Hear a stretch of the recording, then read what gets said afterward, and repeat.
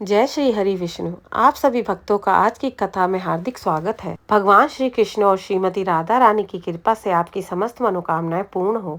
हमारे पालनहार श्री कृष्ण बड़े ही दयालु हैं। वे केवल प्रेम से ही रीझ जाते हैं। आज श्रवण करेंगे पौष मास के अध्याय 6 की कथा का। सच्चे भक्तों की कथा का श्रवण करने से प्रभु के लिए प्रेम भाव भक्ति और अधिक हो जाता है। और आज आपको श्रवण करा रहे हैं भगवान श्री कृष्ण और उनके भक्त की सच्ची कथा का। एक समय की बात है, श्री त्रिपुरदास जी का जन्म ब्रजमंडल के शेरगढ़ में हुआ था। पिता राजमंत्री थे। बचपन से ही त्रिपुरदास जी में भक्ति के संस्कार थे। एक बार वे अपने पिता के साथ आगरा में किसी कार्य के लिए गिरिराज गोवर्धन जी आए। यहाँ उन्होंने ठाकुर जी श्रीनाथ जी के दर्शन किए और उनके सुंदर रूप को देखकर बहुत आकर्षित हुए। उन्होंने यह ठान लिया कि वे अब वापस नहीं जाएंगे, बल्कि रोज इन्हीं के दर्शन करेंगे, इन्हीं के पास रहेंगे। उनके पिता ने वहां अपने किसी परिचित से कहा कि यह बालक हट कर रहा है तो वे उसे कुछ दिनों के लिए अपने पास रख ले। वे अपने पुत्र को वहीं छोड़कर वापस लौटने के लिए निकल पड़े। रास्ते में कुछ शत्रु दल के सैनिकों ने उन्हें घेर लिया और उन्हें मार डाला।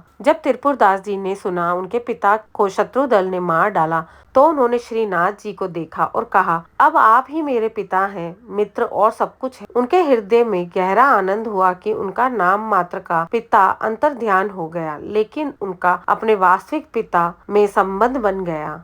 अब उनका केवल श्रीनाथ जी पर ही विश्वास था और वे निश्चित हो गए।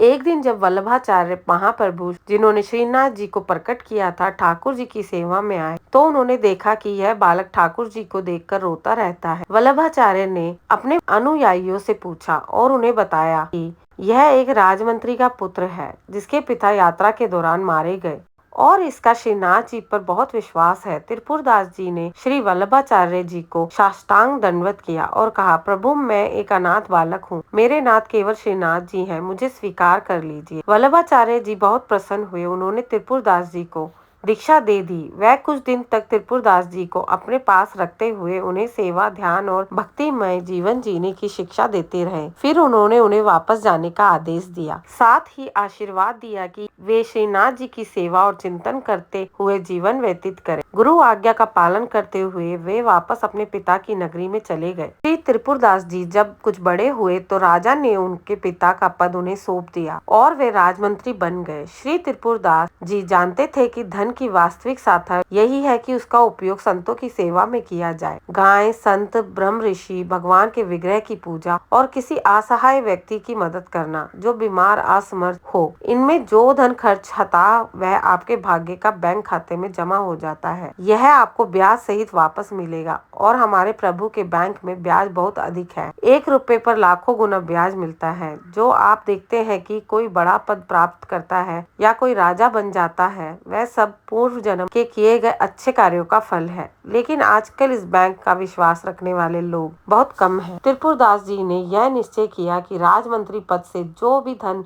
उन्हें मिलेगा उसे वे केवल संतों की सेवा और भगवत सेवा में उपयोग करेंगे। उन्होंने ये नियम किया कि हर वर्ष सर्दियों में श्रीनाथ जी के लिए रत्नों और हीरो से सुसज्जित एक पोशाक बनवाकर भेजेंगे। त्रिपुरदास जी के घर रोज संतों की सेवा होती, रोज संत आते और प्रसाद प्राप्त करते। श्रीनाथ जी भी बहुत होकर वह पोशाक धारण करते। श्री विठल नाथ जी, जो वल्लभाचार्य जी के पुत्र हैं, यह देखकर आश्चर्यचकित थे कि जब यह ठाकुर जी को कोई अन्य वस्त्र पहनाते हैं तो प्रभु उसे स्वीकार कर लेते हैं, लेकिन जब त्रिपुरदास जी के दी गई पोशाक पहनाई जाती है तो ठाकुर जी विशेष प्रसन्न हो जाते हैं। यह दर्शाता है कि भक्त द्वारा प्रेम से दी गई वस्तु को भगवान अत्यधिक भाव से स्वीकार करते हैं। श्री त्रिपुरदास जी से द्वेष करने वालों ने राजा से शिकायत की कि वे राजमंत्री होने का फायदा उठाकर राजधन का दुरुपयोग करते हैं। उनका आरोप था कि त्रिपुरदास जी राजधन से साधु संतों को खाते पिलाते हैं और राज खजाने से धन चुराते हैं। राजा की बुद्धि प्रभावित हुई और उनको आदेश दिया गया कि त्रिपुरदास जी की सारी संपत्ति जब्त कर ली जाए। परिणाम स्वरूप उनके घर में भोजन के लिए भी बर्तन तक नहीं रहे। उनके पास खाने के लिए एक दाना भी नहीं बचा। अब वह अत्यधिक गरीब और कष्ट में अपना जीवन यापन करने लगे। कठिनाई में भी त्रिपुरदास जी का सेवा का संकल्प बना रहा। अब सर्दी की ऋतु आ गई और श्री त्रिपुरदास जी ने हर साल की तरह श्रीनाथ जी के लिए पोशाक भेजने का प्रण किया। वह ये जानते थे कि जब तक उनका जीवन है वह ठाकुर जी की सेवा में कोई कमी नहीं छोड़ेंगे, लेकिन अब उनके पास कुछ भी नहीं था। उन्हें ये देखकर गहरी पीड़ा हुई कि वह कुछ भी कष्ट सह सकते हैं, लेकिन ठाकुर जी की सेवा के बिना उनका जीवन निरर्थक है। वे बहुत दुखी हो गए। ठाकुर जी से विनय करने लगे, हे प्रभु, सभी कष्ट सह सकता हूँ, लेकिन आपकी सेवा के बिना मैं नहीं रह सकता। इतने में उनकी नजर ऊपर रखी एक दवात पर पड़ी।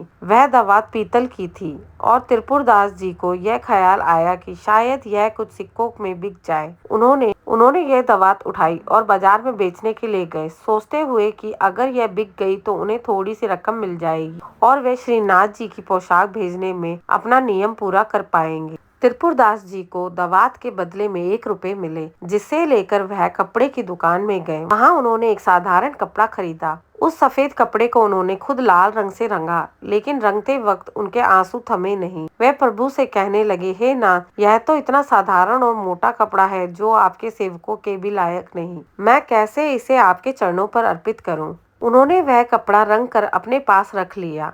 उनको साहस नहीं हुआ कि वह कपड़ा श्रीनाथ जी को अर्पित करने जाएं। एक दिन त्रिपुरदास जी ने श्रीनाथ जी के एक सेवक को देखा। उन्होंने सेवक को प्रणाम किया और उसे अपने घर ले आए। उनके घर में खाने पीने का कोई उचित प्रबंध नहीं था। त्रिपुरदास जी ने बहुत संकोच के साथ वह लाल रंग का कपड़ा निकाला और हाथ जोड़कर कहा, मेरी यह प्रतिज्ञा थी कि हर वर्ष श्रीनाथ जी को पोशाक भेजूंगा, लेकिन विधि का विधान ऐसा है कि वह मुमकिन नहीं हो पाया। उन्होंने यह कपड़ा सेवक को सौंपते हुए कहा, कृपया इसे भंडारी को दे दीजिए, लेकिन गोसाई जी विट्ठल नाथ जी को इस कपड़े या मेरी वर्तमान स्थिति के बारे में कुछ न बताना। भंडारी जैसा उचित समझे वैसा इसका उपयोग करे।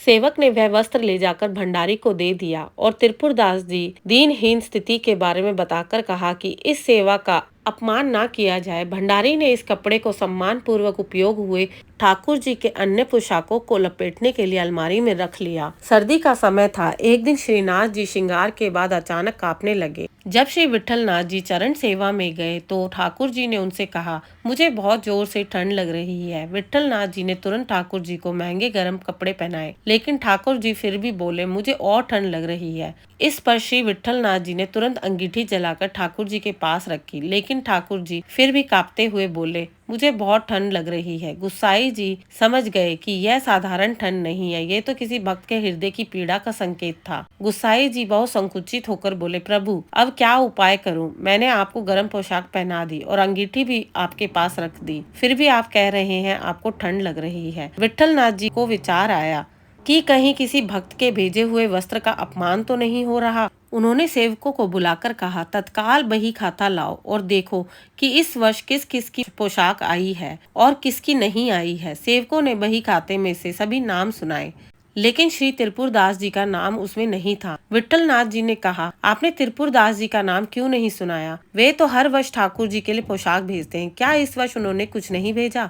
सेवकों ने बताया, राजा द्वारा उनका सारा धन नष्ट कर दिया गया और उनका सब कुछ छीन लिया गया। विट्ठल नाथ जी ने फिर पूछा, क्या इस वर्ष उन्होंने कुछ भेजा? सेवकों ने उत्तर दिया, उन्होंने केवल एक लाल रंग का साधारण वस्त्र भेजा है जो ठाकुर जी की पोशाक लायक नहीं था, इसलिए हमने उसे पोशाकों को लपेटने के लिए इस्तेमाल किया और अलमारी में रख दिया। विट्ठल नाथ जी ने तुरंत समझ लिया कि ठाकुर जी को ठंड लगने की वजह यही थी। उन्होंने तुरंत दर्जी को बुलाया और उस साधारण कपड़े से ठाकुर जी के लिए एक सुंदर पोशाक बनवाई। जैसे ठाकुर जी ने वह पोशाक धारण की, वे मुस्कुराए और बोले, अब मेरी सर्दी दूर हो गई है। आज की कथा का संपन्न यही होता है। श्रोताओं को मेरे साथ कथा में अंत तक बने रहने के लिए मेरा आभार। कल हम सुनेंगे अगले अध्याय की कथा। मेरे चैनल को लाइक और सब्सक्राइब करना ना भूलें और अपना सपोर्ट करें।